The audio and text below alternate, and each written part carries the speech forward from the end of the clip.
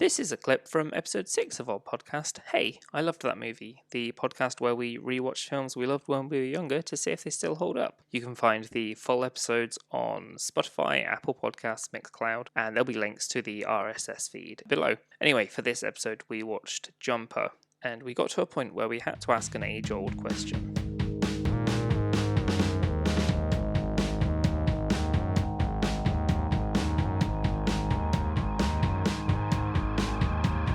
I do have one question, one point that I made during watching Jumper. It's a good old-fashioned, the traditional question of who'd win in a fight, Anakin or David? See, Anakin could probably use the Force Yeah, and could he get detect hold when of he him, though? knocks in. Could he get hold of him, though? But instead of, I reckon what he'd do is, like in critically acclaimed movie X-Men Origins Wolverine, is sort of figure out where he's going to teleport to and have his lightsaber there ready for when he appears. That's true. But how would he work out where he's, I guess, Or he could the go Force. the General Grievous route and just spin the lightsabers around randomly Spin like them a exactly. maniac. Or David could go the General Grievous route and just teleport randomly like a maniac. Yeah.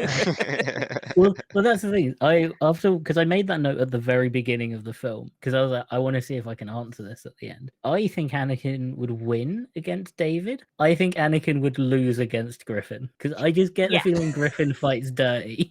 Oh yeah. Well, yeah, I mean, Sand and everything. Griffin would like teleport away and then appear above him with a train. well, I mean, Griffin knew that these guys were going to follow David into his hideout, so his plan was to just set a bomb. Yeah. Like he's not got any. Like he knows that they're out to kill him. He's out to kill them. Yeah, I think Griffin would be like, "Oh, you've got a laser sword, have you? Teleport away, teleport back, drop a great white shark on him, and just keep doing that until Anakin died." I feel like, as elusive as the actual definition of what the Force can and can't do is, with Jumper, you know what it shows what you can do. You can. Yeah. What hope do you have against that? Like, if that person wants to kill you, you're gonna die. So I think that's like the issue. That's I guess where the Paladins come in and are like, well, these people do have the power to kill literally whoever they want. Yeah. Maybe they should be grateful that all he wants to do is rob banks. Yeah, maybe we'll leave that one until he does. Like, why poke that fire? Like wait until he's at least hinted that he's going a little bit insane. Yeah, I think David would die immediately because he doesn't know how to fight as a jumper. Yeah, he'd do something stupid. Yeah, and I think Like punch him in the face and then get his hand cut off. Yeah, I think he'd try and get close and punch because I think that's all he can do, and he'd get cut in half by a lightsaber. As soon as Griffin sees what the lightsaber can do, he's gonna be like, "Okay, I'm gonna drop everything on this man. I'm gonna. Oh, you want the top of the Eiffel Tower? On you." Just goes to Tatooine, finds a pod race, teleports a pod racer into Anakin, goes full circle. There we go. Yeah, I think that would. I think actually Griffin no. I want him to drop an AT-AT on him, but the AT-AT is upside down, and then its legs are wriggling in the air like when a turtle's on its back. Yep. I think Anakin would put up a fight. I think he'd be force grabbing the things out of the sky. But I just think Griffin would keep doing it. Yeah. And the things would be getting weirder and weirder and bigger.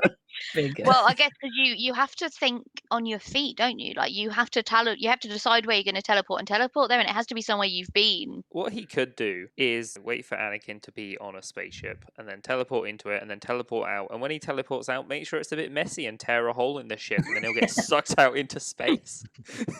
Yeah, I feel like Griffin would fight dirty. He'd be clever about it. Yeah. He'd teleport the lightsaber out of his hand. Yeah, there's no honor. Anakin would probably assume there's honor at the beginning and be like, okay, I'm not fighting children here. I have to be honorable. And Griffin would be, you know what? Fuck you. Have a car. He never actually says the limit of his power. He just says if it moves, I can teleport it. So does that mean he can like drop an aircraft carrier on Anakin then? And like game over. Technically, the Earth is constantly moving. How about he goes onto a spaceship and then teleports the spaceship away, but not Anakin? Yeah. Oh, maybe that's how he dealt with the bus driver then. Yeah, but that's what I was thinking. What about the people that were sat on the top deck? Like, there's nothing between them and the road now. That's a long fall. And they were going at, probably a good few miles an hour. Wait, no, there's a lot of collateral damage. It was a bus in London. It probably wasn't moving. Yeah. So they've just got a sheer drop onto other passengers. Yeah, they do speed around London, which, as we all know, is complete fiction.